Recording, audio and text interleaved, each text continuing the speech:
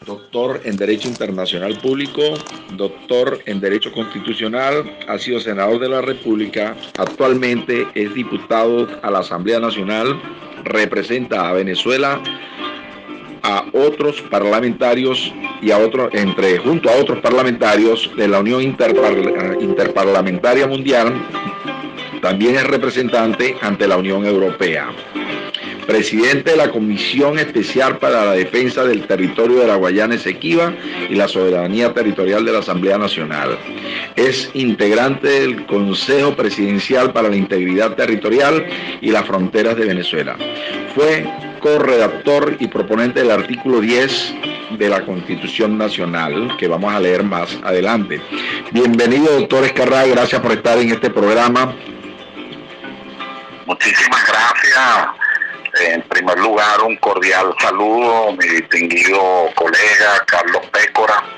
Gracias. También quisiera presentar mis respetos a la politóloga Ilian Salazar, especialista en el Esequibo y con tesis doctorales sobre el tema, y al sociólogo ex embajador de Venezuela en la República Cooperativa de Guyana, Darío Morandi Figuera.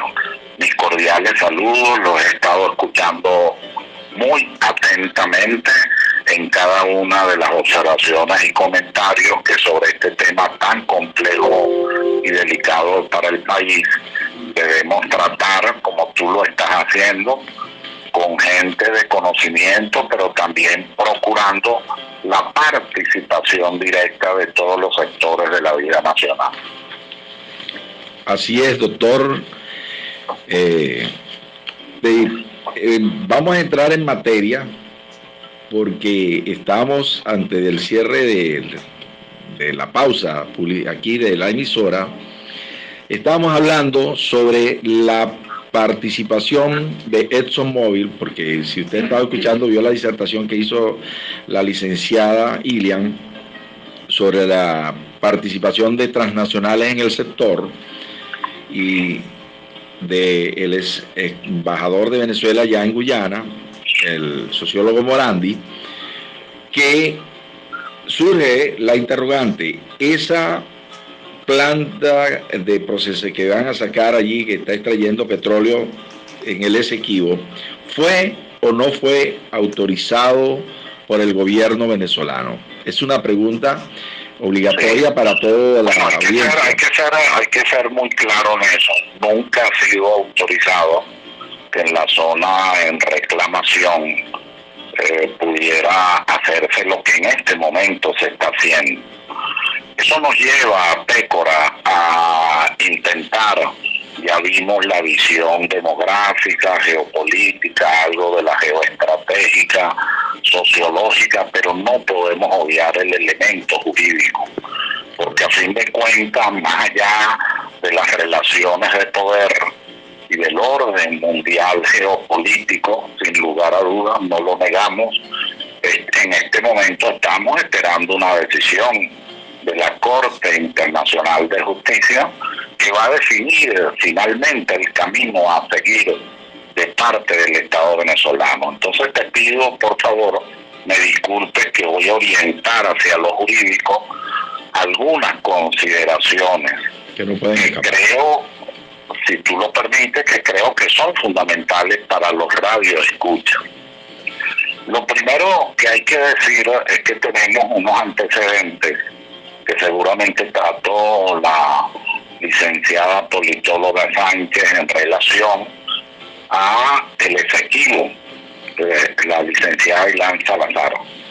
En este tema habría que decir que la génesis son los originarios de distintas razas que ya trató el sociólogo ex embajador, que conforman no exactamente la idea de una nación, porque no tiene sentido de unidad, pero sí la población diversa que ocupa ese espacio geográfico.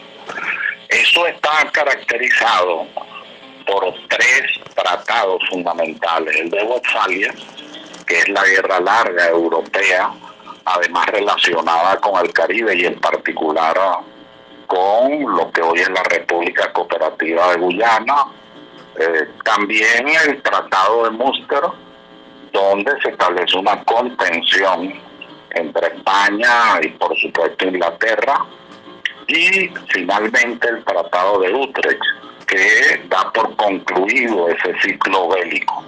No así el posicionamiento en las llamadas por ellos tierras líquidas y tierras preciosas. Hacia 1777 y antes, pero no me puedo extender en eso, en 1776, pero también en particular los historiadores tienen consenso en que la conformación geográfica nuestra de Venezuela parte de la Capitanía General.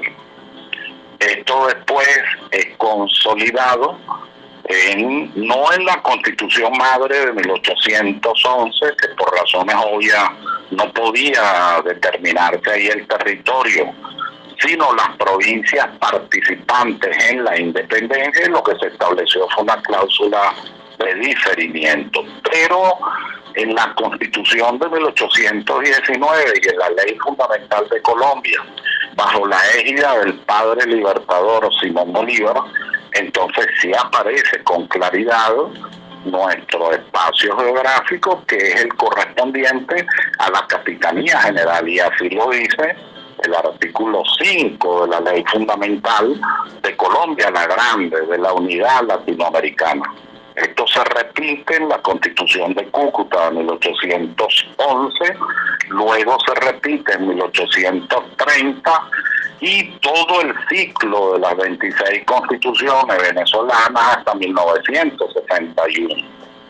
Es en la Constitución de la Revolución Bolivariana, 1999, donde este debate se agudiza y con mucha fuerza al final, y por unanimidad después de un gran debate, repito, se redacta o se reorienta el artículo 10 de la Constitución, al señalar que el espacio geográfico de Venezuela no es solo el que corresponde a la Capitanía General después de los sucesos y transformaciones del 19 de abril de 1810, sino en particular aquel espacio que no está sometido a vicios de nulidad, de tratados, de actos internacionales de naturaleza jurídica, de resoluciones o de laudos.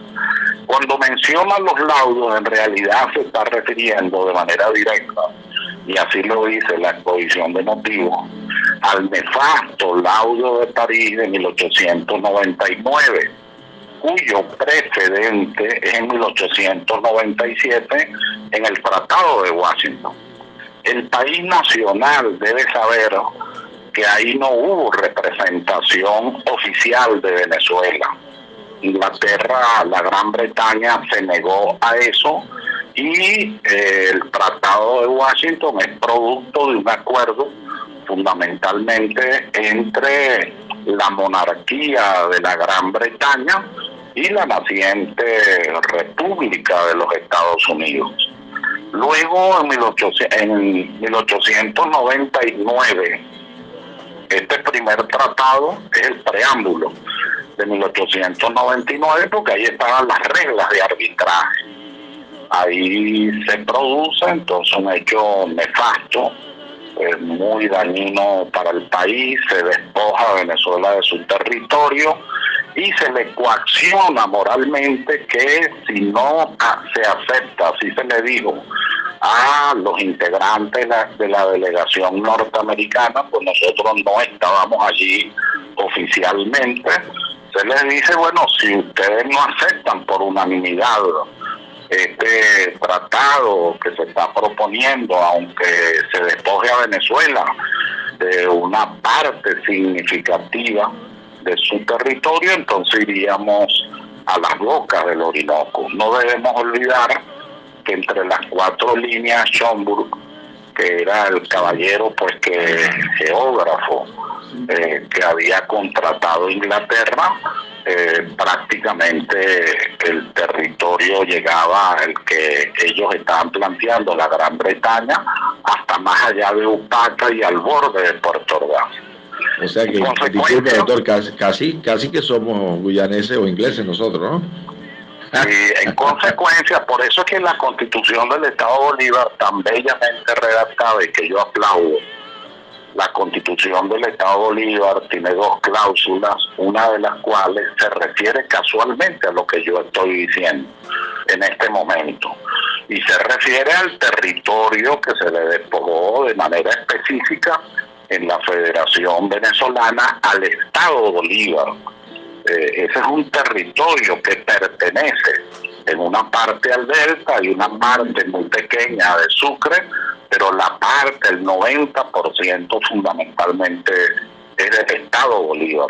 Y ese es un territorio nuestro, mi querido amigo Pécora, ahí no puede haber duda de ninguna naturaleza. Y yo no es que quiera ser fuerte, pero tengo que decirlo. Nosotros no podemos ser débiles en este tema. Una cosa es la diplomacia de paz que propugna nuestra Constitución y el gobierno revolucionario, pero otra cosa es que a costa de la democracia de paz, o en nombre de la democracia de paz, vayamos nosotros a entregar el territorio nacional. Eso no es posible. Una pregunta, doctor.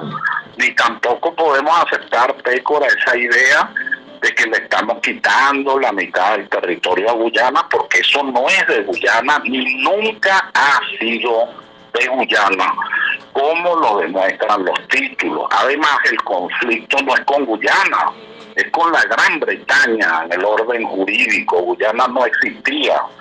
El tema fundamental de nosotros es con la Gran Bretaña, y hoy día la interpretación internacional geopolítica que hay que hacer.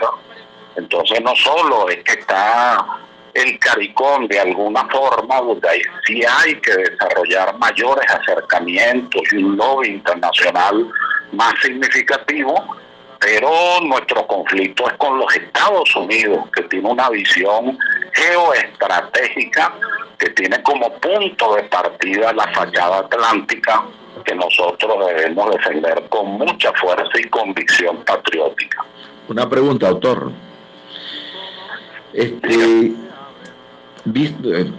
Gracias nuevamente por la participación. Sé que usted fue correlator de ese artículo 10, que lo voy a leer para la audiencia que lo escucha brevemente. Dice así: el artículo 10 de la Constitución Nacional, que trata del territorio y los demás espacios geográficos, dice: el territorio y demás espacios geográficos de la República son los que correspondían a la Capitanía General de Venezuela antes de la transformación política iniciada el 19 de abril de 1810, con modificaciones resultantes de tratados y laudos arbitrales no viciados de nulidad. Allí queda claro, jurídicamente queda claro, de que aceptamos siempre y cuando no esté viciado en nulidad. Y aquí estamos están perfectamente marcados de que están viciados en nulidad estos tratados que nos han dicho. Pero para el público que dijera lo técnico jurídico, que es al que le queremos llegar el día de hoy, cuando decimos que ¿cómo explicarlo? El hecho de que Venezuela fue a un laudo, fue Venezuela, no tuvo representación, ya per se no vicia el acto. El hecho de que yo soy de una parte involucrada y no tengo derecho a participar, ya de naturaleza lógica, humana, sensata, es entendible que ya definitivamente ya arrancamos con un vicio. ¿Me explico? Claro, uno de los vicios más graves, que es que no está configurada en la litis, tú lo sabes muy bien, sí, las partes debidamente identificadas para ese proceso. Pero en segundo lugar hay un abuso de derecho. La doctrina francesa lo llama excès de pouvoir, sí, exceso de poder, y es fundamentalmente porque le da carácter de ríos internacionales, para los cuales no tenía competencia ni atribución el arbitraje de París de 1899. No se cumple tampoco con el debido proceso y las garantías internacionales que existían para aquel momento. En consecuencia, hay varios vicios de nulidad que lo hacen de inexistencia absoluta, y por eso es que Venezuela siempre repitió que se trata de un laudo nulo e írrito. Ahorita estamos en la Corte Internacional de Justicia a causa de una demanda unilateral de Guyana, todos sabemos, respaldada.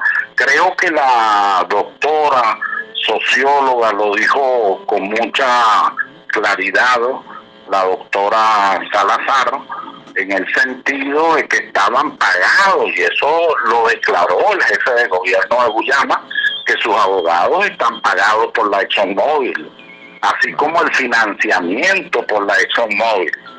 Venezuela ha tomado el camino de presentar unas excepciones preliminares, porque entre otras cosas, frente a la demanda unilateral se opone e impugna jurídicamente la tesis universalmente aceptada, pero que está en el reglamento y estatuto de la Corte Internacional de Justicia, de que las partes no pueden ir a esa jurisdicción ni apelar a esa competencia si no hay una cláusula compromisoria, si no hay un acuerdo.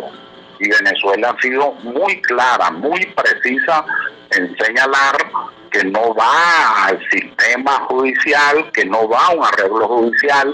Eso está en la carta a Ban Ki-moon, el secretario general anterior. Eso está en 2 cartas a Guterres, el secretario general de las Naciones Unidas, y al presidente anterior de la Corte Internacional. Son 4 cartas reiterando eso de parte del jefe del Estado, el presidente de la República, Maduro Moros, que es a quien le corresponde en el orden constitucional.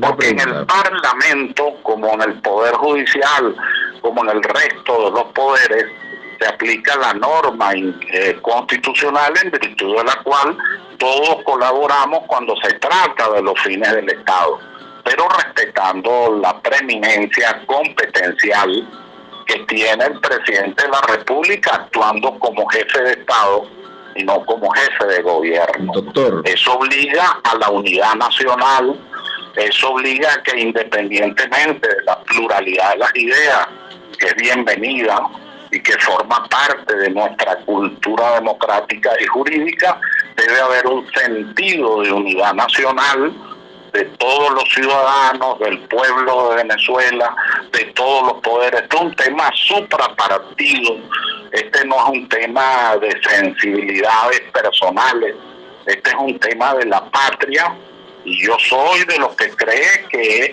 recuperando lo que es nuestro, nosotros consolidamos la independencia como legado moral, histórico, jurídico y político que nos dejó el padre de la patria.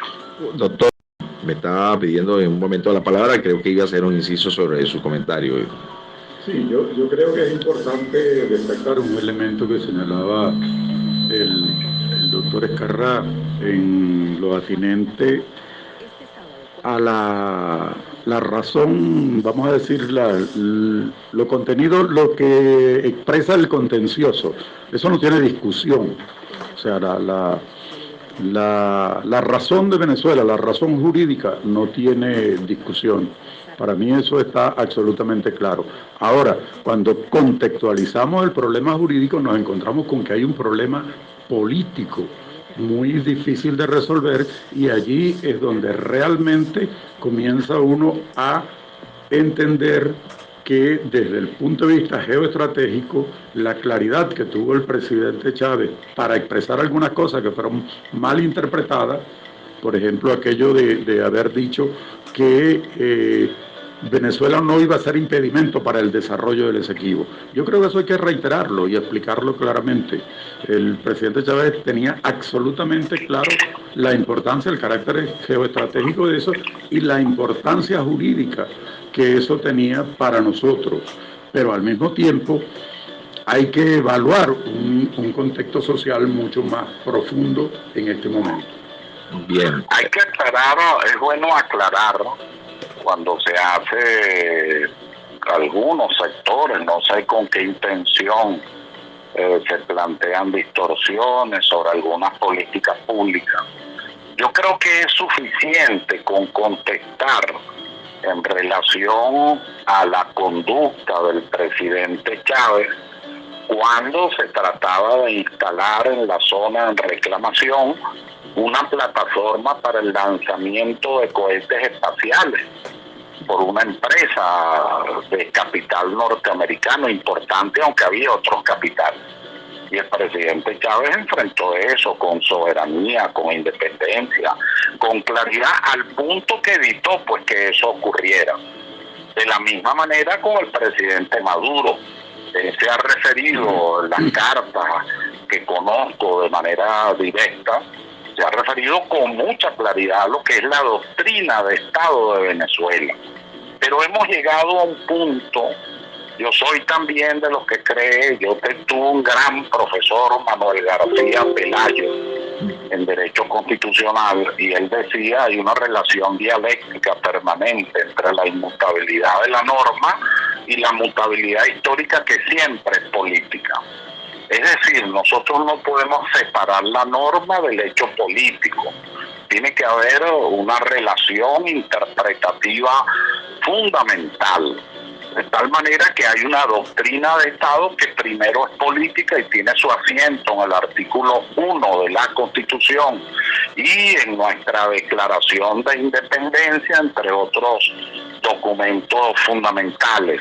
Pero aquí lo importante, pienso yo, en este momento, es lo que tú estás haciendo, Pécora, desde esa tribuna jurídica, que es convocar a la gente que ha estudiado, que ha analizado, que ha evaluado, también convocar a todos los sectores de la vida de la nación, los campesinos, convocar a los artistas, convocar a los cantores, convocar a los poetas, convocar a los líderes sociales, a las comunas, a los sindicatos, a las empresas, porque este es un tema de unidad nacional. Esto no es un tema de una particularidad, ni de una bandería grupal, ni de sensibilidades extremas. Aquello que escribió un autor en el siglo pasado, autor venezolano, no debe existir en esto. Él decía, Venezuela está caracterizada por nulidades engreídas y sepulcros blanqueados. Eso no debe existir en este momento, sino una sola bandera que es nuestro Esequibo, repito, es nuestro, y no hay manera, ni habrá manera de que nosotros pudiéramos perderlo, ni jurídica, ni políticamente, ni económicamente, aunque la confrontación ahora, la más fuerte, con las transnacionales, que están atentas no solo al petróleo, al coltán, al oro, al diamante, a lo que ahora llaman minerales extraños, y por supuesto a la fachada atlántica por todas las rutas geopolíticas hacia Europa. Entiendo, doctor, aquí un inciso al punto, ¿no? Recuerdo mi primera clase de Derecho Internacional, y con eso inicié el intro del programa, cuando dije, el que tiene el derecho no lo discute. Fíjese que si yo soy el dueño de un vaso que tengo aquí sobre la mesa, y es mío y lo tengo yo, en mi posesión, ¿por qué yo me voy a sentar con otro que quiere el vaso para discutir con él sobre un vaso que es mío? Ese es el problema de él, que él diga lo que él quiera, pero este es mi vaso. Yo siento que, llevado de lo micro a lo macro, está pasando algo con esa estrategia internacional. Y como usted lo ha dicho perfectamente, de este programa, para los que nos están escuchando, voy a ser el doctor Escarrá, es legalista 100%, voy a tratar de sustraer lo que fue el objeto del programa, de que la gente, el común, comprenda algo. No se trata, señores, de una política de partidos, no se trata de que si soy chavista o no soy chavista, lo dejo claro, no soy chavista, pero este tema me toca. Le doy gracias a que no sé si me está escuchando, al profesor Cheo Rodríguez, que es de aquí de Ciudad Guayana, porque cuando estaba en el liceo me sembró esa semilla en el cerebro sobre el Esequibo, tanto así que hicimos un periódico en el colegio que se llamaba El Esequibo. Ahora bien, qué bien, excelente. Sí, ahora bien, tenemos que crear un espacio en todos los medios de publicidad sin matices políticos de ninguna índole, ¿verdad? Que dejen bien claro que lo que estamos defendiendo es de todos nosotros. La pugna interna es interna. Estamos hablando de que mientras nosotros nos perdemos en guerras intestinas, otros nos están ganando espacio montando plataformas petroleras en un territorio que decimos y sabemos que es nuestro. Ese es el por qué hacer esto. Y al final de esto, doctor, le tengo una pregunta. ¿Cuál en principio es la estrategia de Venezuela ante ExxonMobil? Bueno, si ellos se instalaron allí, deberíamos llevar la contabilidad para reclamar los derechos derivados de esos beneficios en algún momento. Una. Número dos, porque nosotros no instalamos también ahora para... Ya alguien aquí rompió el esquema de esa paz y de esa tranquilidad. No estoy hablando de una guerra bélica en ese sentido. Ya estamos siendo objetos avasallados porque están explotando minerales. Lo acaba de confirmar la politóloga aquí muy claramente, la licenciada Lilia. El doctor Morandi ha dicho que existían unas estrategias que han decaído y eso preocupa a la población. Y entiendo que hay cosas de estrategia de Estado que no podemos mencionar aquí porque no sabemos los movimientos que están haciendo las fichas sobre el tablero de ajedrez, que están detrás, cuál es la movida, cuál es la próxima jugada, porque el caballo puede pasar sobre todas las fichas, algo que no puede hacer que no puede hacer la reina en el tablero, por ejemplo, para ponerlo simbólicamente. Pero lo importante es que quienes nos están escuchando tengan preciso de que este programa está enfocado a que creamos una concientización a nivel nacional, que nosotros somos el Estado colindante y como usted ha dicho, pertenece al Estado Bolívar. Ahora más me duele, ahora más lo quiero, porque yo siento que los venezolanos no podemos seguir permitiendo este tipo de cosas. Y si ha sido una estrategia, como lo ha dicho el doctor Morandi, el licenciado Morandi previamente, de grandes monstruos de países que se han apoderado de parte del mundo y de la riqueza de otros pueblos, indistintamente de lo que sea, ¿verdad? ¿Qué vamos a hacer entonces? Se lo digo a usted en el carácter de que tiene esa gran responsabilidad que le graba en sus manos en la Asamblea Nacional. Entonces las preguntas para cerrar. La estrategia que tenemos ante ExxonMobil, si es posible conocerla, por un lado, y por qué Venezuela también entonces no comenzamos a hacer lo mismo. Esas son dos preguntas básicas. Gracias, doctor Escarrá. Mi querido amigo Pécora, en primer lugar, soy de los que piensa, esta es una opinión más personal, soy de los que cree que en esta posición de participante no compareciente a la que se refiere el reglamento de la Corte Internacional de Justicia, y donde de manera brillante nuestra vicepresidenta presentó las objeciones preliminares, las excepciones preliminares, creo que es el momento de solicitar medidas cautelares innominadas. Yo creo que, como lo acabas de decir, esas empresas tienen que pagarle a Venezuela, porque en el peor de los casos, que yo no aceptaría, pero en todo caso así se dice, es un área en reclamación. Entonces lo que allí ocurra en términos de la extracción del petróleo, del oro, se me había olvidado, del gas, entre otros minerales fundamentales, tiene que ser compartido con Venezuela. Yo creo que esa era la orientación del presidente Chávez en lo que es la hipótesis de cooperación ante una teoría muy moderna sobre el conflicto. Siempre la estabilidad en la crisis, dicen los especialistas en el tema, tiene que manejar no solo la hipótesis de conflicto propiamente dicha, sino simultáneamente la hipótesis de cooperación y la hipótesis de integración. De tal manera que yo creo que hay que apelar jurídicamente a medidas cautelares innominadas. Pero eso tiene que estar acompañado por lo que con mucha sabiduría dijo el embajador Morán. Si usted tiene que desarrollar una diplomacia, usted tiene que desarrollar una política internacional de mucho mayor alcance. Si el centro del CARICOM, al menos institucional, está en la capital de Guyana, bueno, usted a partir de allí tiene que realizar un trabajo con todo el mundo del Caribe. No olvidemos que en el orden geopolítico el Caribe es la OTAN, en primer lugar. Y en segundo lugar, ahí está la presencia de países muy importantes que están haciendo inversión en la zona. No olvidemos que en esa zona no es solamente los Estados Unidos, ahí está la Gran Bretaña, Inglaterra, ahí está Holanda, ahí hay inversiones de Francia, de nuestros amigos del Brasil, China, de Colombia, están haciendo vías de penetración.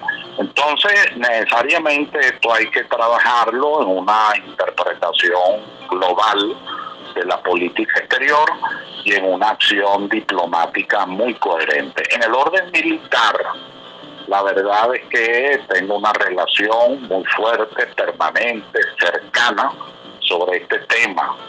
Y yo estoy impresionado de verdad del conocimiento, del alcance, del estudio sobre el tema de nuestra Fuerza Armada Nacional Bolivariana, que como todos sabemos es una fuerza armada, pero es una fuerza de paz, en los términos previstos en el artículo 328 de la Constitución y en el propio preámbulo doctrinario de nuestra Carta Fundamental. El primer acto de instalación de la comisión que me honro en presidir fue con todos los mandos militares y todos presentaron las propuestas, todas ellas de desarrollo económico, de desarrollo institucional, de vías de penetración, de empresas, de emprendimiento, de cultura, de folclore, entre otros muchos asuntos, porque la visión militar nuestra no es la visión reduccionista bélica o violenta, es fundamentalmente la paz. Y ello requiere una doctrina de Estado, ello requiere un estudio muy interdisciplinario, donde entra lo demográfico, donde ciertamente entra lo jurídico, donde entra lo diplomático, lo económico, lo social, lo sociológico, entre otros tantos aspectos. Nosotros hay dos políticas, una se la encomendaron a un ícono desde nuestro punto de vista, que es el coronel Pompeyo Torrealba, que es el desarrollo del posicionamiento, si ustedes quieren, reposicionamiento en la zona, por supuesto en el marco de los principios y normas del derecho internacional público. El otro, el despliegue de nuestra Fuerza Armada Nacional Bolivariana, a los efectos pues de mantener la seguridad que debe mantenerse para poder propulsar el desarrollo, y la otra de carácter de política exterior y diplomático, que es buscar los puntos de coincidencia, los puntos de cooperación que vayan mucho más allá del conflicto jurídico que ha planteado Guyana, no por ella, sino estimulada sobre todo por empresas que tienen un capital norteamericano sumamente importante. Ok, tenemos entonces, voy a hacerle una nota aquí que me están escribiendo. Imagínense de dónde me están escribiendo, doctor. Desde Dígame. Portugal, dicen. De Portugal, sí, mientras ustedes se van por la diplomacia, los otros están haciendo las invasiones progresivas con actos directos apropiándose de lo que es nuestro. Imagínese usted. Claro, esa es una frase, una lectura que hay muy... que entenderla. Sí. Hay que entenderla de alguien que no está aquí conviviendo la cotidianidad, las decisiones que a nivel de Estado tienen que desarrollarse. Eso no niega, esto también es una opinión personal, no es institucional, Eso no niega que debemos ser más fuertes en el tema del posicionamiento, en el tema del desarrollo en la zona, en el fortalecimiento del delta, en el fortalecimiento de parte del Estado Sucre y en el fortalecimiento, pero de verdad en extremis, del Estado Bolívar, que en su caso es la bandera territorial fundamental en esta contención. Nosotros, a lo largo de la historia, después de 1899, hubo un periodo larguísimo que solo se superó en 1962, 63 y después 66 con el Acuerdo de Ginebra, que es el abandono de la zona. Al abandonarla demográficamente, entonces tenemos los títulos pero no la posesión. De allí que una interpretación sana, correcta, nos debe llevar a una mejor política para lograr, sin necesidad de violencia, pero con mucha firmeza en la defensa de nuestros intereses, en la defensa de los derechos de Venezuela, que son sumamente claros desde 1777 hasta el momento en el que nosotros estamos conversando y hablando en tu magnífico programa. Entiendo, en el artículo 14 de la Constitución Nacional, la ley establecerá un régimen jurídico especial para aquellos territorios que por libre determinación de sus habitantes y con aceptación de la Asamblea Nacional se incorporen a la República, ¿no? Por un lado. Y tenemos que de allí, creo, derivó una ley que se llama para las fronteras, que rige la frontera, Ley de Desarrollo Integral de los Espacios Fronterizos, ¿verdad? Basado en estos principios jurídicos, doctor, ¿qué se ha avanzado? Ya está redactado el texto, ya tenemos el decreto. Ahí están redactadas tres propuestas. Una, la que tú acabas de mencionar, donde tiene, digamos, un gran aporte el coronel Torrealba en relación al Estado Bolívar y a las autoridades administrativas o político-administrativas que de acuerdo a la Constitución deban actuar en el área, en la zona, en el espacio geográfico. Esa es una, muy bien desarrollada y consulta. La otra es una ley de protección a la fachada atlántica, dando poderes a quienes tienen que tenerlo, no solo en el ámbito militar, sino también en la inversión económica, financiera, cómo serían las transacciones internacionales, entre otros aspectos.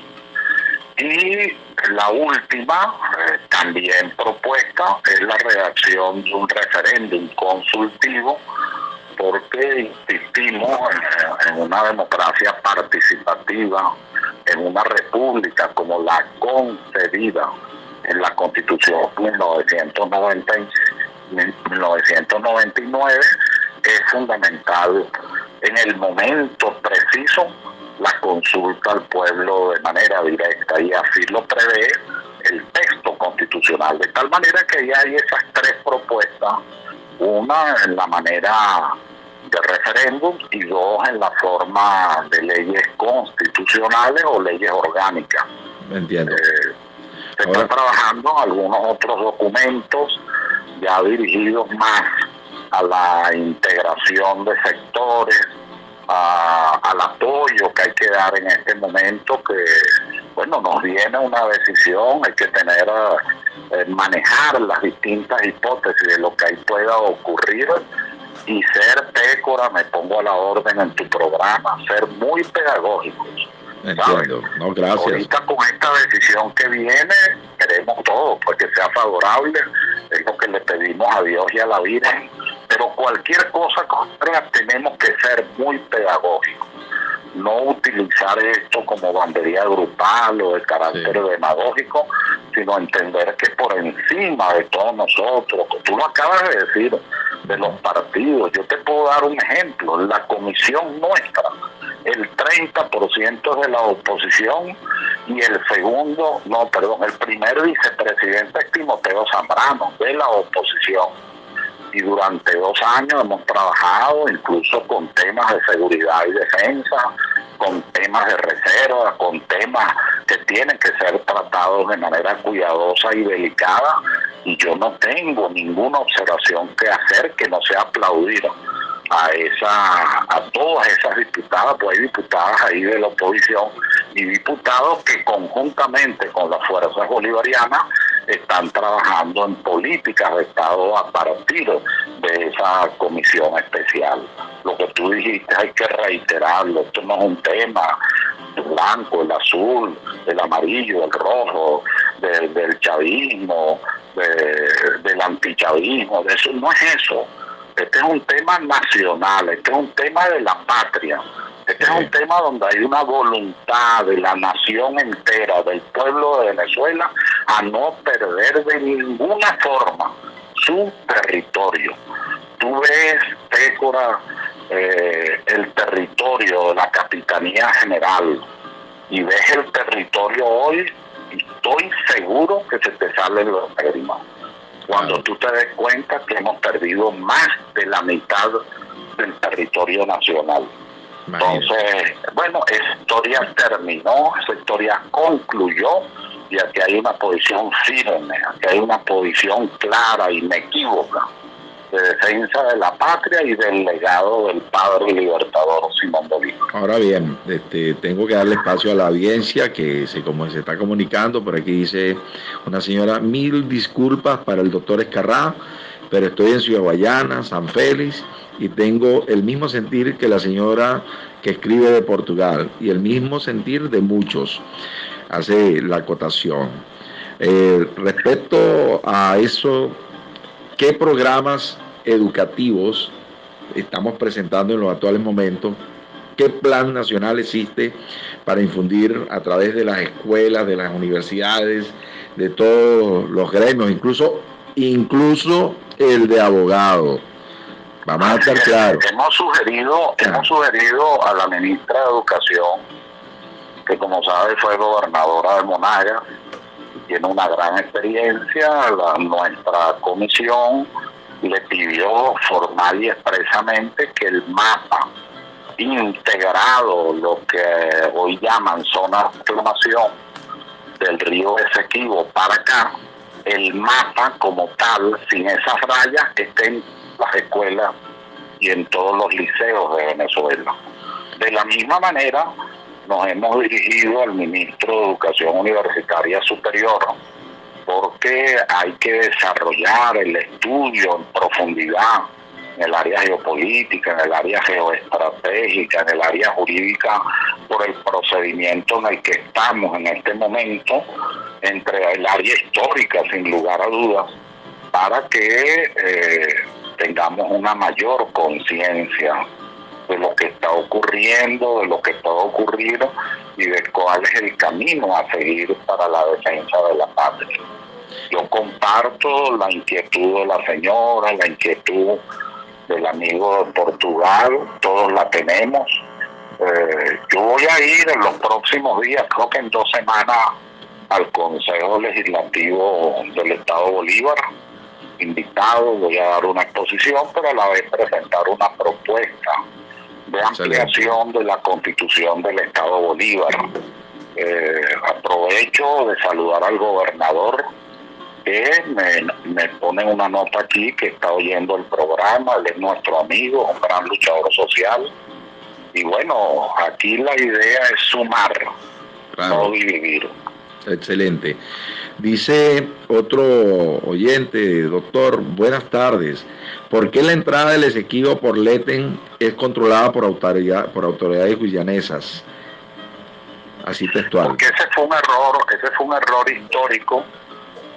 Nosotros no debemos ver solo los errores. Los abogados tenemos una manera distinta de ver las cosas, y eso tú lo vas a captar rápido. Cuando tú vas a un juicio, tú estudias más los argumentos de tu antagonista o adversario. Sí. De ninguna manera tú crees que tu argumento es único, porque si no hay estrategia, ni hay nada. Nosotros hemos cometido errores serios en el pasado, muy serios. Por ejemplo, Nosotros no hemos debido tener una actitud aquiescente una vez que se produjo el laudo de París de 1899. Hay muchas otras cosas que no las puedo decir, pero donde hemos tenido fallas y que las aprovecha Guyana y las ha presentado pues, en su argumentación.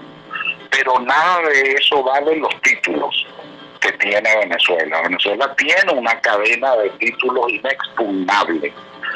Yo diría que tienen inmunidad. Esos títulos son los que Venezuela tiene que presentar en el momento en que sea oportuno. No olvidemos que estamos en una fase intermedia, no estamos en el fondo, no sabemos, yo no lo sé. Al final la decisión, pues frente a lo de la Corte Internacional de Justicia, yo no sé pues lo que el jefe de Estado finalmente decida de acuerdo a la Constitución, ya que él es la máxima autoridad en esa materia. ¿Qué posibilidad, doctor Escarrat, y con el permiso de los que nos acompañan a este panel, que me están haciendo señas que tranquila que siga, porque su disertación es definitivamente el centro de esto, por su autoridad en la materia. A ellos y a usted. No.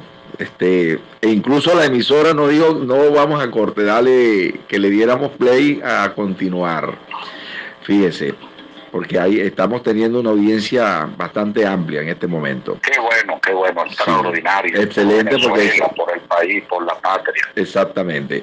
Fíjese, doctor, ¿qué posibilidad existe, dada los acontecimientos, los hechos, de que se genere en la frontera, al lado del río Esequibo, una zona económica estratégica especial, como las que se han venido haciendo en otras zonas del país, como la península de Paraguaná, en otras zonas? Algo similar para que incentivemos al venezolano, a los inversionistas, incluso de la mano del gobernador, porque ya, como le dije, me alegró muchísimo saber de que ese territorio es de nuestro estado, porque eso nos va a engrandecer. Así es.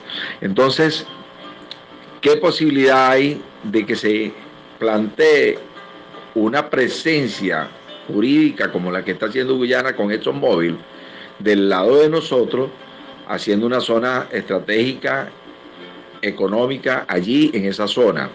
Yo en lo particular recuerdo, yo nací con esta ciudad, con la ciudad de Puerto Ordaz. Puerto Ordaz fue la única ciudad planificada de Venezuela que se organizó de esta manera así. Pudiéramos hacer un plan para desarrollar una ciudad en la frontera al lado del río Esequibo con hidroeléctrica, con todas las maravillas y riquezas que allí se encuentran, sin que ello implique una transculturización de las etnias allí presentes, lo digo en presencia de un sociólogo y de la licenciada politóloga acá, sin que los avasallen ese sistema, porque indistintamente que nosotros no estemos actuando, ya alguien está incidiendo allí. Esa es una pregunta. ¿Qué le parece a usted una propuesta de esta naturaleza? Bueno, es una gran propuesta. De hecho, en el Parlamento, ya no en la Comisión, en el Parlamento, Comisión de Economía, esto se está estudiando con algunos expertos nuestros. La idea original de esas zonas económicas especiales debe cambiar en la zona geográfica, porque ahí hay otras circunstancias que no son las de Margarita, que no son las del estado de La Guaira, claro. Que no son las del estado Falcón. Yo recomendaría un trabajo de una egresada del Liceo Piar, la doctora Oasis Muñoz, que se llama las áreas estratégicas de paz. Debe haber una ley que configure eso como un área estratégica de paz, con inversión económica, por supuesto con presencia en materia de seguridad, en materia educativa, en otras materias, pero orientada a la paz, fundamentalmente, no al conflicto. Es muy fácil, yo he visto escritos recientes, bueno, que vamos al conflicto, pues eso es muy fácil decir, y yo diría que hasta un poco irresponsable. O sea, esto hay que manejarlo con sentido de Estado.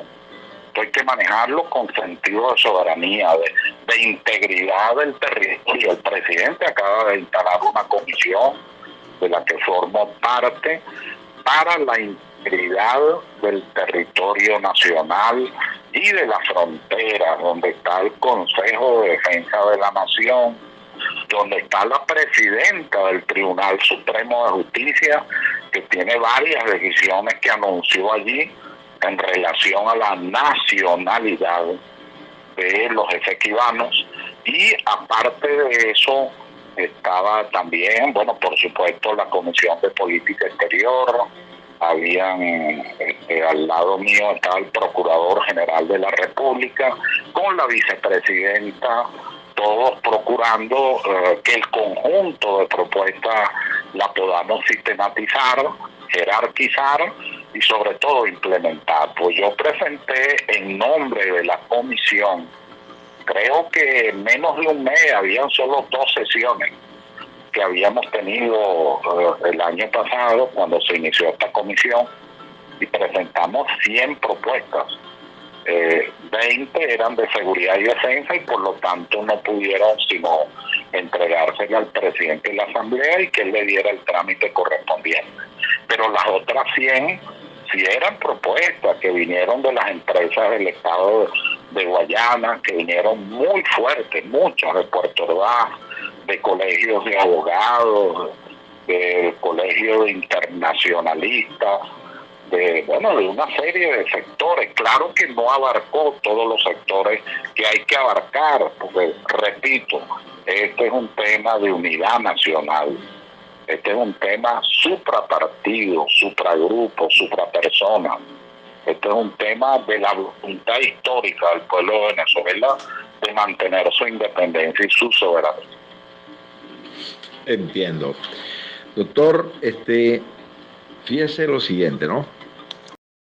A integrar el gobierno del Estado Bolívar en una adicional tarea, me imagino de la que ya tienen en su agenda, para que se proyecte una formación en aras de ese referéndum al que usted hizo referencia. Muy bueno, cómo no, me gustaría mucho, pues yo creo que al final, no estoy diciendo ahorita, al final, esa es una opción que debe ser valorada y ya está redactada. Cómo debe ser, de acuerdo a los parámetros constitucionales, un referéndum consultivo a toda la nación, para que la nación se exprese, señale su voluntad en democracia, y lo hagan todos los sectores de nuestra vida política, económica, social, cultural. Hay que ver el desarrollo cultural, Pécora, es impresionante. Las canciones, los dibujos. Yo presencié también de unos niños actos de teatro, o sea, en relación al tema del Esequibo nuestro. Yo creo que eso hay que moverlo, impulsarlo, y te repito, en unas 2 semanas máximo estaré en el Consejo Legislativo. Allí, además de la exposición que se va a hacer, va a entregar un proyecto para que ellos estudien la ampliación de la Constitución en relación al Esequibo nuestro. Entiendo. Bueno, al principio del programa el doctor Morandi hablaba no desde el enfoque jurídico, sino de la parte sociológica, el ser humano como el centro. Y muy buena, esa frase fue muy buena. Sí. El centro en la persona, muy bueno. Bueno, ¿qué vas a apuntar aquí, doctor Morandi? Yo quisiera apuntar algunas cosas que van más allá de lo jurídico. El tema del consulado de Letén, el consulado de Bonfim. El consulado de Bonfim, al lado de Brasil, la última población, la última comunidad de Brasil en el nordeste brasileño. Y el Letén, la última parte, ya la punta del Rupununi, que tiene la empatía histórica con el Estado Bolívar demasiado fuerte, pues. Por ejemplo, ahí hay unos pormenores que en la Cancillería, en documentos confidenciales que consignamos oportunamente, nunca fueron considerados y que hacían incluso algunas propuestas. ¿Por qué? Porque esas dos poblaciones están unidas por el puente Tacutú, el puente sobre el río Tacutú. Ese puente fue construido por Brasil y en el momento de la inauguración hubo una fuerte discusión privada entre el presidente Lula en su anterior gestión y el presidente Chávez, y finalmente Brasil inauguró eso como lo que ellos llaman la apertura, el puente de apertura al portón de inversión del Brasil. Y comenzó un desfile de aproximadamente 400 carros. Inmediatamente se firmó un acuerdo para construir una carretera de 400 kilómetros que va desde Letén a Linden, y desde allí nos comunica con la fosa de Berbiz, que era la estrategia del presidente Chávez, para la instalación de un puerto de aguas profundas, que en definitiva es la gran disputa que hay entre varios países. Entonces, esos pormenores van más allá de lo jurídico, van más allá del debate legal, y nos obligan a tener una visión mucho más intensa, mucho más profunda de lo que ocurre en Guyana, de lo que está pasando del lado de allá de Guyana. El otro es que el contexto internacional, así como la inestabilidad política en 1899, con Castro entrando con su revolución restauradora y Andrade saliendo del país, nos permiten también decir que en este momento la situación internacional de Venezuela no es tan favorable para eso. De hecho, la evaluación jurídica no tiene la fortaleza necesaria si no hay una concatenación con los hechos reales desde el punto de vista social, desde el punto de vista geoestratégico y desde el punto de vista político. Esa es una visión que nos obliga a decir que el problema no es solo la Exxon, el problema es que allí está la Shell canadiense, o de origen canadiense sin patria fija, está la Compañía Nacional Petrolera de China, que es nuestro aliado, y también está Rusoro con unas concesiones en oro enormes, tanto o más que Barama, que es la que tiene la mayor concesión para la explotación forestal. De manera que todo eso hay que decirlo con claridad. El problema no es solo la Shell, y el financiamiento no es oculto, es abierto. Es abierto y se sabe, y la Cancillería tiene una serie de documentos que obligan a considerar propuestas que hicimos. Nosotros hicimos una propuesta que involucraba a PDVSA cuando comenzaron a ocupar el Delta, porque hay una ocupación del Delta. Cuando se estableció el bloque Stabrut, se rodó la línea divisoria y nosotros fuimos al sitio, y allí Venezuela no actuó. Hicimos la propuesta de que PDVSA comenzara a hacer una serie de inversiones que le permitieran establecer sitios de exploración como lo estaba haciendo. ¿Por qué en ese momento no se hizo? No lo entendemos, nunca hubo respuesta desde la Cancillería. Esa es una propuesta esencial. La otra propuesta es el tema de estar dentro del Esequibo, más allá de la visión Torrealba, como le decíamos en la embajada. Esa visión Torrealba pudiera ser reduccionista, y tenemos que tener muchísimo cuidado, porque el planteamiento del presidente Chávez, que yo sigo insistiendo, era absolutamente claro en esto, iba más allá de ese tema, iba dirigido exclusivamente en un momento como este a la defensa de Delta Macuro, así como afecta el Estado Bolívar. Nosotros tenemos el famoso incidente del Cuyuní, que limitó a los ingleses de participar más allá de las curvas de Santa María, que es la llegada de Upata, que fue lo máximo que llegaron. Sí. Nunca llegaron al Caroní, llegaron hasta allí. Y se planteaban era esa ocupación por el tema del oro, y tenía incluso el aprovechamiento de la inestabilidad. Estábamos en pleno guzmancismo. Entonces, esa situación también tenemos que verla para el estado del Tamacuro, porque esa afectación que ocurrió en aquel momento, que lo único que ha quedado como reconocimiento en el estado Bolívar al general Domingo Cifontes, aquel general de Cantaura que se radicó acá en lo que hoy es El Dorado, ese a ese general el único reconocimiento que le hemos hecho es que lleve el municipio el nombre de él.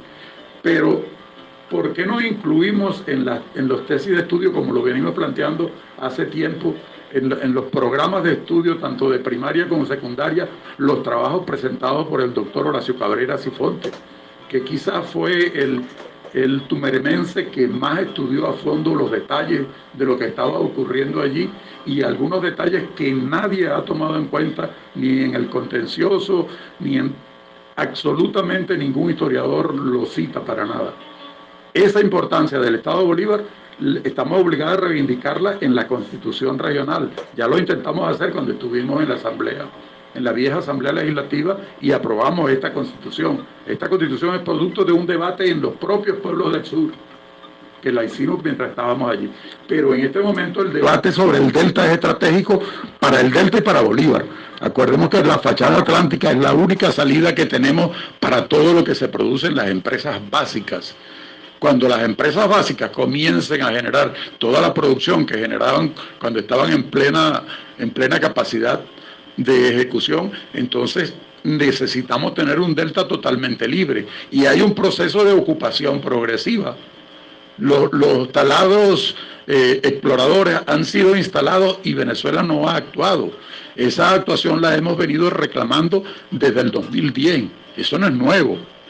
Igual que no es nuevo la presencia petrolera, ni es nuevo el estudio que acaba de determinar el Instituto Geológico de los Estados Unidos sobre esto, ni son nuevas las alianzas de Guyana, no solo con la EXO, sino con un instituto alemán que los asesora en el tema fronterizo y le hizo el trabajo del reclamo sobre la plataforma continental.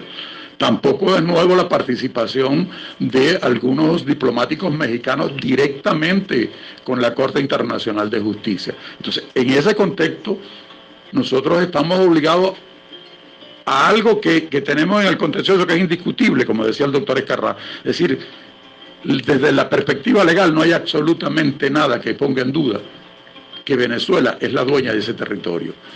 Pero la ocupación progresiva que ha hecho Guyana y lo que está ocurriendo, no hay 100.000 habitantes, como se decía. Si en Georgetown hay 400.000 habitantes concentrados, en el Esequibo hay 250.000 habitantes entre una población flotante que van desde mineros brasileños hasta mineros colombianos y mineros venezolanos. También hay las 8 etnias que señalamos y hay una población estable que está allí. Es decir, eso tiene un valor que va más allá de cualquier cosa. Y allí estaba la grandeza del comandante Chávez, la valoración que hacía para lo político, la valoración que le daba a lo social, la valoración que hacía para lo jurídico, la valoración de lo social, la valoración del ser humano. Entonces, ese debate nosotros tenemos que darlo con grandeza, porque el debate que de Venezuela, como un país con una constitución totalmente distinta a la que tienen otros países y con un planteamiento que nos lleva a un modelo distinto, debería al mismo tiempo plantear un debate en términos distintos a los tradicionales de estas controversias. Que no sea lo mismo que ocurrió entre Nicaragua y Colombia, digamos, cobijados en el Pacto de Bogotá uno y otro, que terminó en una decisión que nadie esperaba. Que tengamos cuidado con eso. ¿Puede aclarar, ampliar sobre ese punto, por favor, para la gente que no sabe qué ocurrió? Yo soy uno.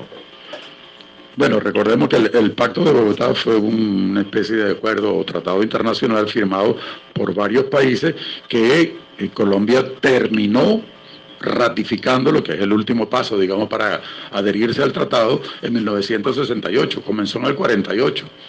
Pero cuando comienza la demanda de Nicaragua contra Colombia por la ocupación de varios territorios, la decisión es favorable a Colombia. Sí. Que no fue lo mismo que ocurrió con Nicaragua cuando presentó la demanda ante la Corte Internacional contra los Estados Unidos por la presencia de los contras en la frontera y por la participación directa.